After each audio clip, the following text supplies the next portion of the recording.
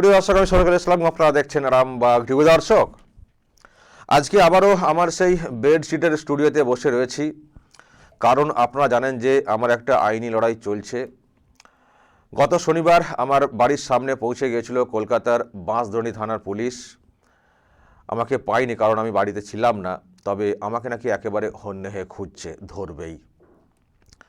তো আমি আমার আইনজীবীদের পরামর্শে একটু বাইরে রয়েছি, কিন্তু বাইরে থাকলেও তো মুখটা তো বন্ধ রাখবো না, সেই জন্যে যেখানে রয়েছি সেখানে একটা ওই বেডশিট ঝুলিয়ে দিয়ে বসে পড়েছি। দর্শক, লড়াই তো চলবেই, কারণ শাসকের বিরুদ্ধে কথা বলছি, আর ওরা তো শাসক, ওদের অনেক ক্ষমতা, সেই ক্ষমতাকে ব্যবহার করে আমার মুখটাকে বন্ধ করার চেষ্টা করবেও। তবে আমি চুপ হচ্ছি না, আমি কথা বলে যাব। বাইরে রয়েছি, কিন্তু দেখুন না, আমি কিন্তু আমার প্রতিবেদন আমি কিন্তু করেই চলেছি। আসলে এখন তো একটা বিরাট সুবিধা হয়ে গেছে, ডিজিটালের যুগ। একটা মোবাইল থাকলেই ইউটিউব চ্যানেল কিন্তু চালানো যায়, সেটাই আমি করছি। আপনারা যেভাবে আমার পাশে রয়েছেন, পাশে থাকবেন। যতক্ষণ না আমাকে ধরে জেলবন্দি করতে পারছে বা একেবারে মেরে ফেলতে পারছে, ততদিন পর্যন্ত আমার মুখ কিন্তু এইভাবেই চলবে, মুখ বন্ধ হবে না। যত রকম চাপ দেওয়া হোক, যা কিছু করা হোক, যদি জেলবন্দি হয়ে যায় তখন তার কিছু করার নেই, জেলে তো আর মোবাইল অ্যালাউ নেই, আর মেরে ফেললে তো একেবারে কেল্লা ফতে। যাক দর্শক, আমি যেটা বলতে চাই এখন সেটা হচ্ছে যে, যেটার জন্যই আর কি আমাকে খোঁজাখুঁজি চলছে, আমি সেই নিয়ে আরেকটা খবর করতে চাই। কারণ আজকে শুভেন্দু অধিকারী তিনি কিন্তু একটা জবাব দিয়েছেন ওয়েস্ট বেঙ্গল শিশু সুরক্ষা কমিশনকে। আপনারা জানেন যে তিনি একটা টুইট করেছিলেন গত 13ই নভেম্বর, এবং যেটা নিয়ে আমি গত সন্ধ্যাতেও একটা প্রোগ্রাম করেছিলাম, যে সেই টুইটটা কিন্তু এখনও ডিলিট করেননি শুভেন্দু অধিকারী।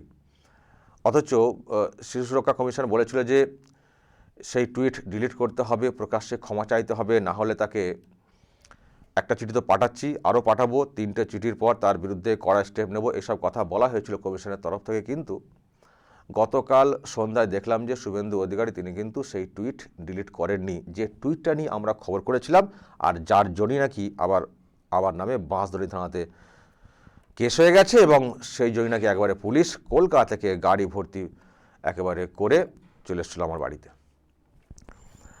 তবে দর্শক, গতকালকে আমি যে কথাগুলো বলেছিলাম এই শুভেন্দুর টুইট নিয়ে, এবং এই যে কমিশন যে নোটিশটা করেছে, শোকজ নোটিশ, সে বিষয়ে, তো যে ধরনের কথাগুলো আমি বলেছিলাম বা যে ধরনের প্রশ্নগুলো আমি তুলেছিলাম, কার্যত সেই প্রশ্নগুলো তুলেই একটা কড়া জবাব কিন্তু কমিশনকে দিয়েছেন শুভেন্দুর আইনজীবী। এই হচ্ছে সেই চিঠির যে জবাব, যেটা ইমেলের আর কি দেখতে পাচ্ছেন। এটার সঙ্গে আমি দেখাতে চাই, এই জবাবটা সহ শুভেন্দু অধিকারী একটা টুইট করেছেন, আমি সেটা একটু দেখাতে চাই, স্ক্রিনশটটা এই হচ্ছে।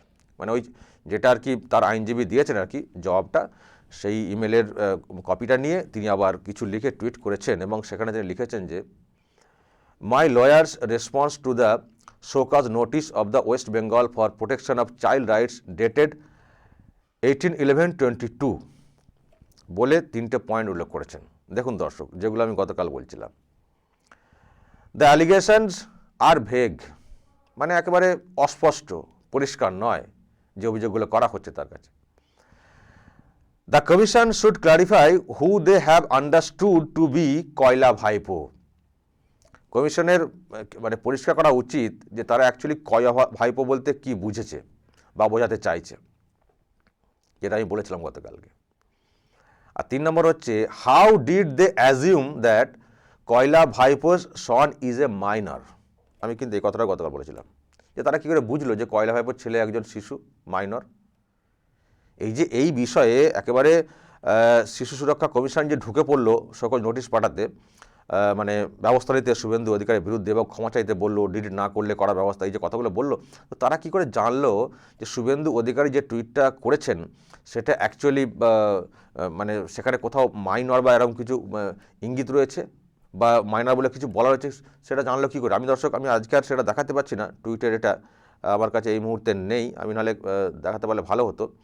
আপনারা দেখে নেবেন, গতকালকে এটা নিয়ে দেখেছিলাম যে শুভেন্দু অধিকারী সেখানে যে টুইটটা করেছিলেন, সেখানে তো কোথাও মানে চিলড্রেন, চাইল্ড এই শব্দগুলোও নেই, শুধু বলা আছে যে তাজ বেঙ্গলে মানে টুনাইট গ্র্যান্ড সেলিব্রেশন হবে কয়লা ভাইপোর ছেলের জন্য। এবং তার থেকেও যে কথাগুলো বলার চেষ্টা করেছিল সেটা হচ্ছে যে ওই ভেন্যুর সিকিউরিটির জন্য কীভাবে পুলিশকে ব্যবহার করা হয়েছে, 500+ পুলিশ, তারপরে বম্ব স্কোয়াড, ডগ স্কোয়াড ইত্যাদি, মানে পুলিশকে যে মিসইউজ করা হচ্ছে সেই কথাটাই মূলত বলতে চেয়েছিলেন। কিন্তু তার থেকেও দেখলাম যে অন্য বিষয় নিয়ে একেবারে বিরাট করে অ্যাকশন নেওয়া শুরু হয়ে গেল। তার মধ্যে যেটা হয়েছে, কমিশন যেটা করছে, এমনিতেও অনেক থানাতে নাকি অভিযোগও হয়েছে, আর কমিশন, শিশু সুরক্ষা কমিশন, তারা একেবারে সকল লেটার পাঠিয়ে দিয়েছে শুভেন্দু অধিকারীকে, তাকে ক্ষমা চাইতে হবে এবং এটা ডিলিট করতে হবে। এখন আমি যেটা গতকালকে বলেছিলাম যে কমিশন এখানে ঢুকলো কি করে?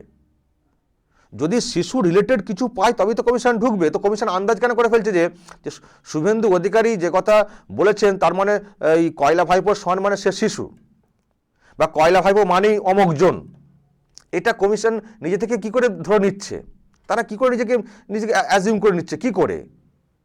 সত্যি কি তারা সব কিছু খতিয়ে দেখেছে, খতিয়ে পড়েছে, নাকি কারো কথা শুনে এটা করে ফেলেছে? আর যদি কারো কথা শুনে করে ফেলে, আর যদি সেটাকে প্রমাণ করতে না পারে যে এটা শিশু, আমরা এখন বুঝতে পারছি না, যদি এরকম বলে পরবর্তীকালে, বা যদি এটা নিয়ে এই যে যেভাবে শুভেন্দু অধিকারী পাল্টা প্রশ্নটা করেছেন বা তার আইনজীবীরা করেছেন, আমি এটা বলেছিলাম যে দেখবেন এরা হয়তো পাল্টা প্রশ্ন করতে পারেন যে আপনি কি করে জানছেন বলুন যে এটা, এই যে আমি কয়লা ভাইপোর সন বলেছি সে মাইনর, কি করে আপনারা বুঝতে পারছেন? এই লেখার মাধ্যমে টুইটে কি করে বুঝতে পারছেন বলুন তো আমাকে। আর কয়লা ভাইপো অ্যাকচুয়ালি কি বুঝেছে সেটাও বলুন।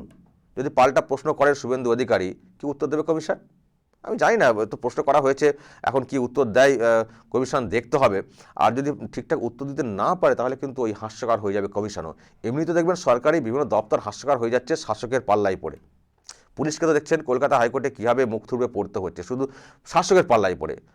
অনেক কেস করা যায় না, মেরিট নেই, ভিত্তি নেই, তা সত্ত্বেও করতে হচ্ছে, হয়তো চাপ আসছে শাসকের,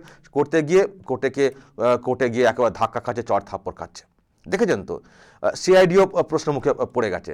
আবার আমি জানি না, যেভাবে এই শোকজ নোটিশ পাঠানো হয়েছে কমিশনের তরফ থেকে শুভেন্দুকে, আমি জানি না কি উত্তর দেবে কমিশন, কীভাবে ক্ল্যারিফাই করবে যে কয়লা ভাইপোর মানে অমুক, এই কারণে বুঝেছি, বা আমরা এই কারণে বুঝছি যে বাচ্চার কথা বলা হয়েছে সে অ্যাকচুয়ালি এত বছরের বাচ্চা, এই কারণে বুঝি। জানি না কি উত্তর দেবে। আমি তো টুইটটা যা পড়ে দেখলাম, আমি তো প্রথম থেকে পড়ে আসছি, ওখানে কোথাও কয়লা ভাইপোর ছেলে যে মাইনর এরকম কোনো পাওয়া যাচ্ছে না, কোনো শব্দ ওখানে নেই।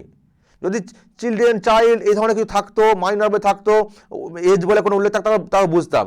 ওখানে শুধু বলা আছে কয়লা ভাইপোর সন, মানে কয়লা ভাইপোর ছেলের জন্মদিন পালন। এখন কয়লা ভাইপো তো বড়ও হতে পারে, মানে বয়স্ক একটা ধরুন কয়লা ভাইপো, দেখবেন কয়লা ভাইপো ধরুন, ভাইপো তো মানুষ তো মানে যখন মারা যান তখন পর্যন্ত ভাইপো কারো না কারো তো হয়ে থাকেন।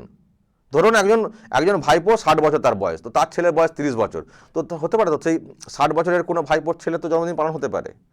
নাকি জন্মদিন মানে শুধুমাত্র বাচ্চাদেরই পালন হয় ধরে নিচ্ছে কমিশন? যে জন্মদিন যখন বলা হয় যে নিশ্চয় তাহলে মাইনরের জন্মদিন, এটা হয় কখনো?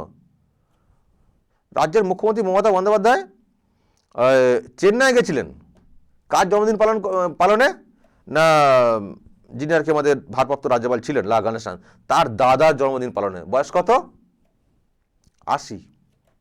তাহলে 80 বছর লোকের জন্মদিন পালনের জন্য মুখ্যমন্ত্রী চলে গেলেন চেন্নাইয়ে, আর কয়লা ভাইপোর ছেলে মানেই বাচ্চা, সেটা কমিশন ধরে ফেলছে কী করে? জন্মদিন তো বয়স্ক বা অ্যাডাল্ট লোকেদেরও তো হয়, বা তার জন্য তো বড় বড় পার্টিও তো হতে পারে। এখন সেটা দেখতে হবে কী হয়েছে না হয়েছে, দেখতে হবে, বা কোনো কৌশল অবলম্বন করেছেন কিনা শুভেন্দু অধিকারী সেটা দেখতে হবে। কিন্তু তার মানে কি এইভাবে আইনে বাঁধা যায় নাকি? আইনে বাঁধা যায় নাকি? আইন তো দেখবে, সামনে দেখবে কি আছে না আছে। ওই আইন তো এরকম আন্দাজ করে তো করবে না, তারা সামনে দেখবে কি বলা হয়েছে না বলা, কি ডকুমেন্ট আছে, কি তথ্য আছে বলুন। শুধু আমি মনে করছি, আমি ধরে নিচ্ছি, এরকম করে কি আইনের বিষয়গুলো চলে নাকি? তবে দেখুন দর্শক, একেবারে কড়া জবাব কিন্তু শুভেন্দু অধিকারী তার আইনজীবী মারফত দিয়েছেন, বা তার আইনজীবী দিয়েছেন। এখন দেখা যাক কমিশন কি বলে। তবে শুভেন্দু অধিকারী তিনি কিন্তু টুইট ডিলিট করেননি, আর যা মানসিকতা তিনি ডিলিট করবেন না। এখন প্রশ্ন আমার একটাই, যে যখন শুভেন্দু অধিকারী মানে যিনি টুইটটা করেছেন তারই যখন এত প্রশ্ন, যখন তাকেই এখনও কাবু করতে পারছে না, ধরে নিচ্ছি আমি, কারণ দেখি না কমিশন কি করে, দেখা যাক। তো সেই সব না করে এখন আমাকে পুলিশ খুঁজতে শুরু করে দিল যে টুইটটা নিয়ে আমি খবরটা করেছি, তো সেখানে সেই টুইটের বিষয়ে কমিশন যে নোটিশটা করেছে সেখানে শুভেন্দু অধিকারী বলছেন দ্য অ্যালিগেশন আর ভেগ, মানে এইসব প্রশ্নগুলো তুলেছে শুভেন্দু অধিকারী কি এখনও ক্লারিফাই করতে পারছে না কমিশন। আর আমি সেই টুইট নিয়ে খবর করেছি, শুভেন্দু অধিকারী টুইটটা করেছেন, তাকেই এখনো বুঝে উঠতে পারছে না কমিশন। আর আমি যা সেটা নিয়ে একটা প্রতিবেদন করেছি, আমাকে পুলিশ আমার বাড়ি পর্যন্ত পৌঁছে গেল ধরতে। দেখা যাক, জোর লড়াই হবে। তবে দর্শক, আমি আবারও বলবো যে কথাগুলো আমরা বলে আসছিলাম প্রথম থেকে, শুভেন্দু অধিকারী তার যে আইনজীবী যে জবাবটা দিয়েছেন একেবারে কড়া জবাব, এগুলি হওয়ার ছিল। দেখুন, যে কথা গতকাল বলেছিলাম একেবারে সেই কথাগুলি বলা যায়। আমরা দেখতে পাচ্ছি শুভেন্দু অধিকারীর আইনজীবীর যে জবাব, যে ইমেল, সেখানে পরিষ্কার উল্লেখ রয়েছে। দর্শক, আপনাদের কি মনে হয় এই যে এত চর্চা হচ্ছে, সত্যি কি এর মধ্যে থাক আইনের বিষয়, দেখা যাক না কি হয়। আর বেশি কমেন্ট করে লাভ নেই। অন্যভাবে আপনারা যদি কিছু বলতে চান বলতে পারেন, আমি আর এ নিয়ে আর বলছি না নতুন করে কিছু বলতে। যদি অন্যভাবে কিছু বলার থাকে অবশ্যই দর্শক কমেন্ট করবেন কমেন্ট বক্সে, নজর রাখবেন আরামবাগ টিভিতে।